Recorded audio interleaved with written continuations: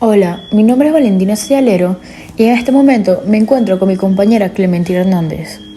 En el video de hoy les vamos a estar hablando un poco acerca de Juan Rulfo y una de sus famosas obras, Pedro Páramo.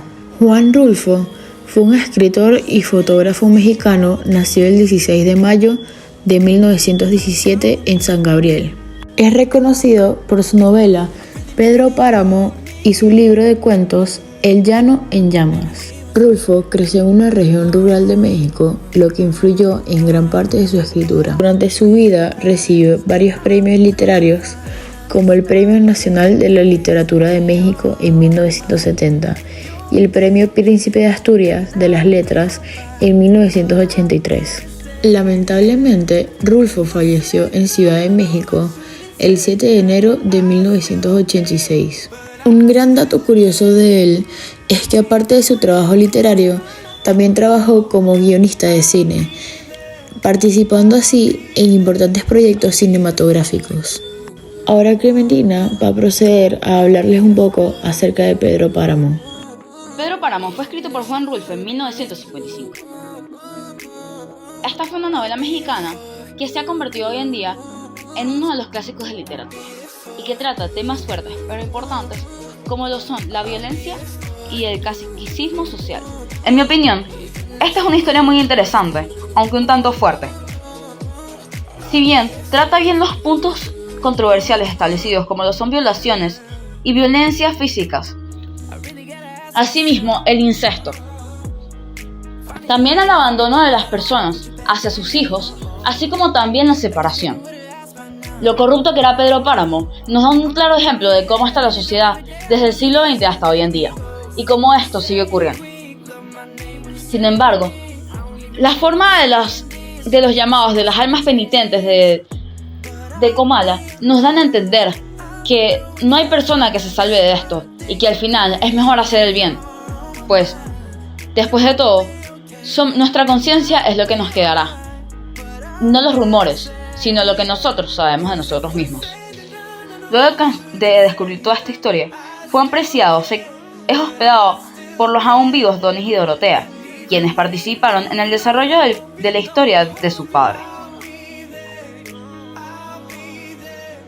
Donis somete a Dorotea a una relación incestuosa, y los murmullos de las almas penitentes de Comala agobian a Juan Preciado y a Dorotea, de tal manera que mueren de pavor en el medio de la calle. Al morir, ambos son enterrados en la misma fosa, desde donde Juan cuenta su historia.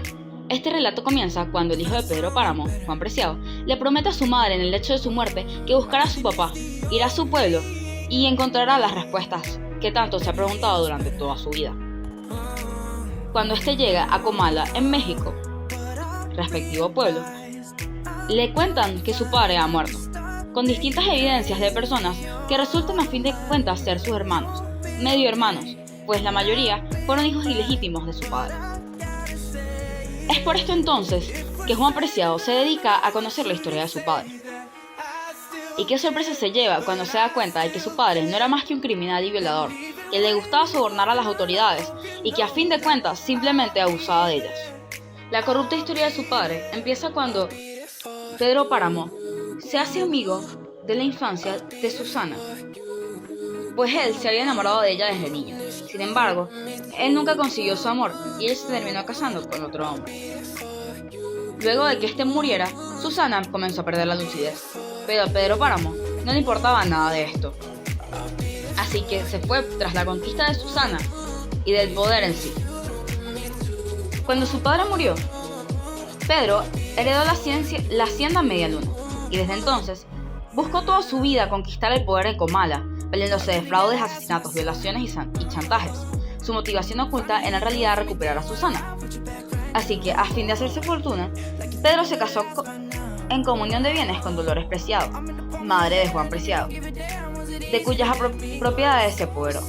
Y cuando Dolores se dio cuenta de que Pedro se convirtió en un tirano, lo abandonó para siempre junto a su hijo Juan Preciado.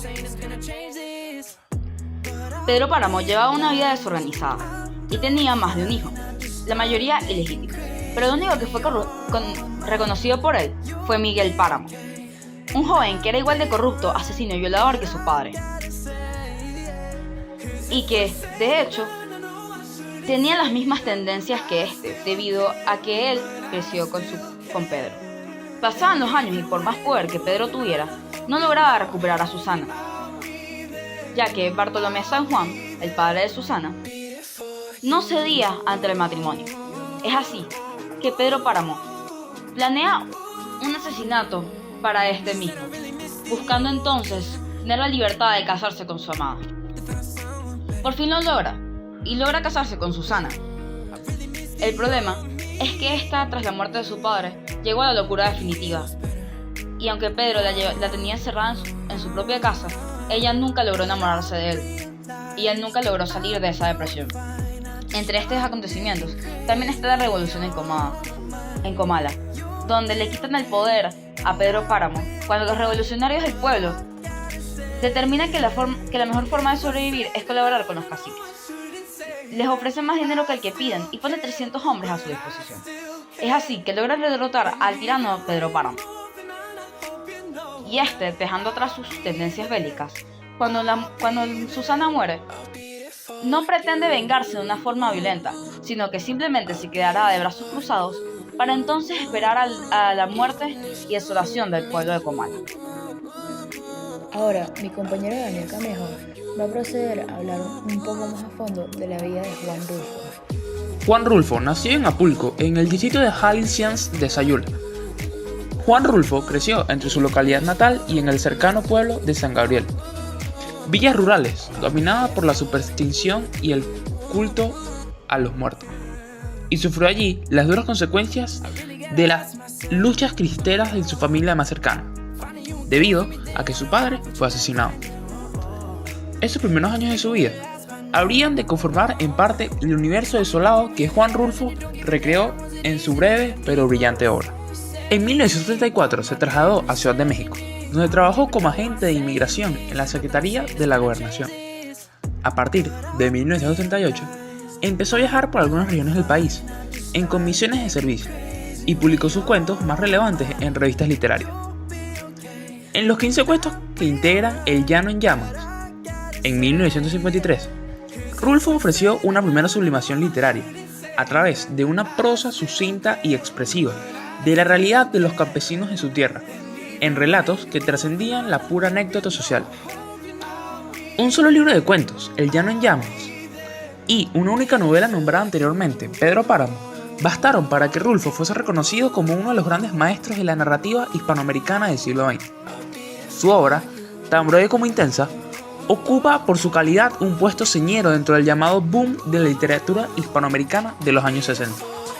Fenómeno editorial que dio a conocer al mundo la talla de los nuevos, y no tan nuevos como en su caso, narradores del continente. Gracias a todos por estar una vez más en este episodio de nuestras series de BookTubes.